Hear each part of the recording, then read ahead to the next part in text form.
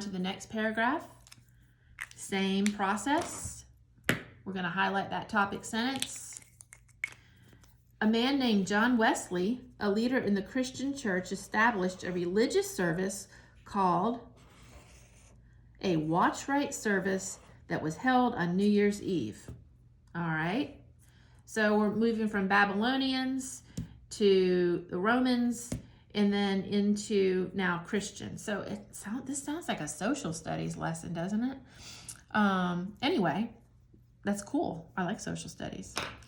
During the service, Christians would reflect on their past regrets and mistakes. After sharing these with others, Christians would pray together, declaring they would make better choices and resolutions for the upcoming year. All right, so we're going to take, I think Christians would reflect on their past regrets and mistakes and make better choices and resolutions for the upcoming year. I think the topic for this paragraph is all about not John Wesley, it's about the Christian church and what they did during the new year. So Christians have a tradition of making resolutions. All right. Next paragraph. Today, New Year's Eve is a time for reflection and celebration. So far, this whole article is about the history of New Year's, where January comes from, Babylonians, the Christian church. Now, notice how it changes. Today, now we're in the present. Today, New Year's Eve is a time for reflection and celebration. People across the world focus on personal goals and things they would like to improve about themselves. There are many unique ways that people celebrate the new year, depending on where they live. Often people celebrate on New Year's Eve by eating meals that are thought to bring good luck for the upcoming year. I know, just as a personal anecdote, because I'm making a connection here, on New Year's Day, I had collards and black-eyed peas because that's supposed to bring you luck and prosperity in the new year. Some of you might have had the same foods or maybe other foods that are symbolic. But I had collard greens and black-eyed peas from Lizard's Thicket, and they were so good. Okay, back to the text. For example, pigs symbolize prosperity and wealth in many cultures. As a result, pork is the main dish for New Year's dinner in different countries, such as Portugal and Austria. Rice pudding cake containing 1 almond is offered at the table on New Year's Eve in Norway and Sweden. The lucky person that has served the piece of cake with the almond is thought to be blessed with success and prosperity for the following year.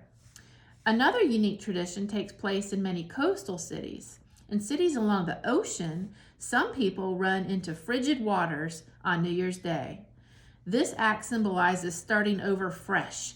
The icy cold waters are thought to cleanse people of their past mistakes so they may have a rebirth for their future.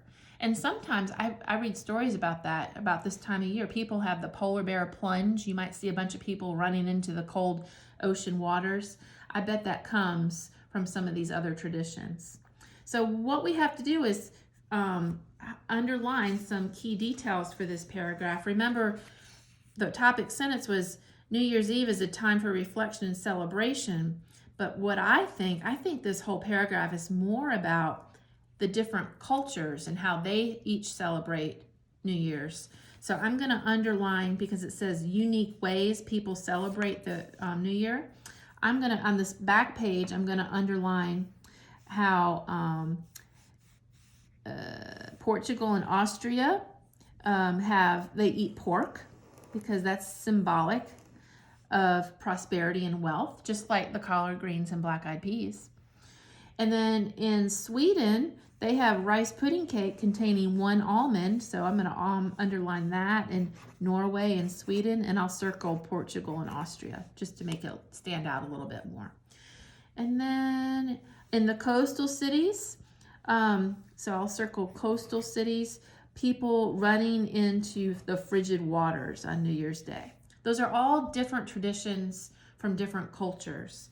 So I would summarize that into a topic. I would say something like, there are many ways to celebrate. Let's try that again. CELEBRATE, New Year's in different cultures.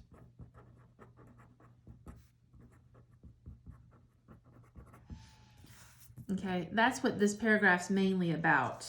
Now, the topic sentence doesn't quite help us here. So sometimes the topic sentence does help. Oops, that's not the right paragraph, sorry. Sometimes the topic sentence does help, and sometimes it doesn't help. Okay, yeah. So, yeah.